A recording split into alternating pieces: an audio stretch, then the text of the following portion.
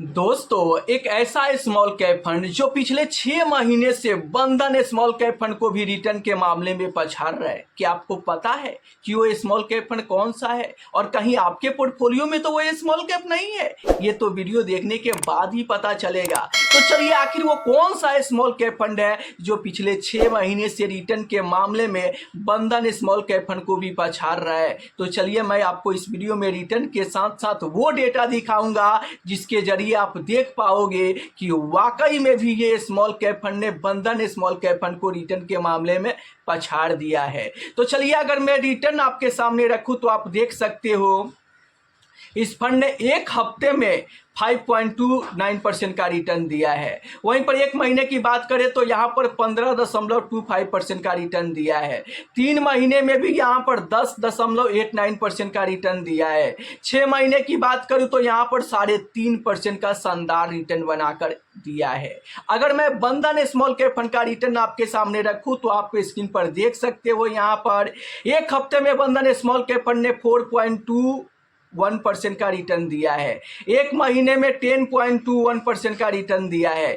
3 महीने में सिर्फ 1.13% का रिटर्न दिया है और 6 महीने में -1.08% का नेगेटिव रिटर्न दिया है। मतलब 6 महीने में अपने इन्वेस्टर को नुकसान दिया है। लेकिन ये स्मॉल कैप फंड आप देख सकते हो कि 6 महीने में भी 3.5% का रिटर्न दिया है और एक हफ्ते, एक महीने, 3 महीने, 6 महीने में भी बंधन स्मॉल कैप फंड को रिटर्न के मामले में पछाड़ दिया है।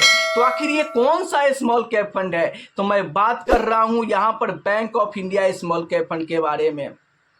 इस स्मॉल कैप फंड ने बंधन स्मॉल कैप फंड को पिछले 6 महीने से रिटर्न के मामले में पछाड़ रहा है। तो क्या ये फंड आपके पोर्टफोलियो में है तो आपको कमेंट करके जरूर बताना।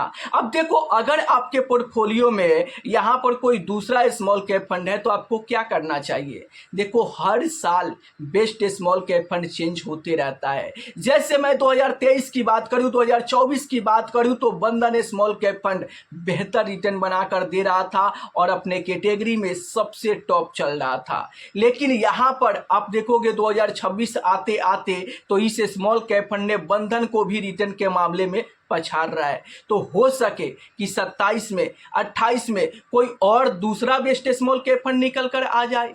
इसलिए आपको बेस्ट स्मॉल कैप फंड के पीछे नहीं भागना है।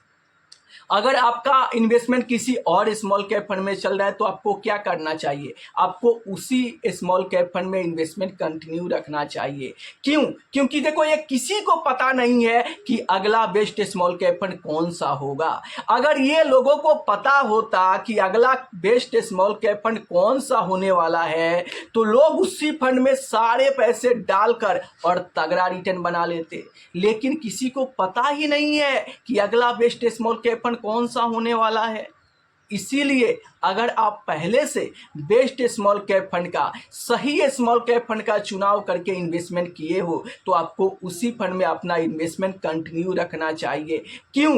क्योंकि देखो, हर साल आपका फंड ऊपर नीचे होते रहेगा। कभी बेस्ट होगा तो कभी बेस्ट के नीचे भी जा सकता है। इसी तरीके से काम करता है। लेकिन अगर आप हर साल बेस्ट फंड के पीछे भागोगे और हर साल फंड चेंज करते रहोगे तो इससे आप बेहतर रिटर्न नहीं बना पाओगे। तो मैं क्लियर बता दूं कि किसी को पता नहीं होता है कि अगला बेस्ट स्मॉल कैप फंड कौन सा है। अगर ऐसा पता होता तो लोग उसी फंड में सारे पैसे डालकर और बम पर रिटर्न बना लेते। तो इससे अच्छा है कि आप जो स्मॉल कैप फंड में इन्वेस्टमेंट कर रहे हो, अगर वो रिटर्न सही दे रहा है तो आपको उस फंड में बने रहना चाहिए और उसी में अपना इन्वेस्टमेंट कंटिन्यू करना चाहिए।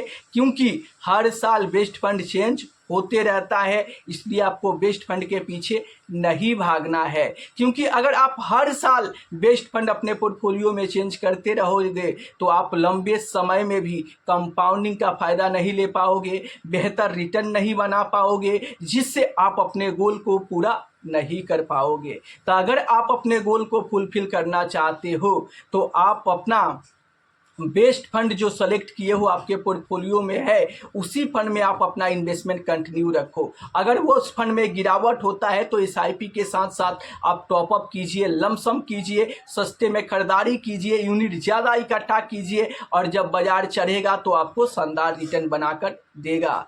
तो आशा करता हूं कि क्लियर हो गया होगा। अगर फिर भी कोई सवाल है तो आप नीचे कमेंट करके पूछ सकते हैं।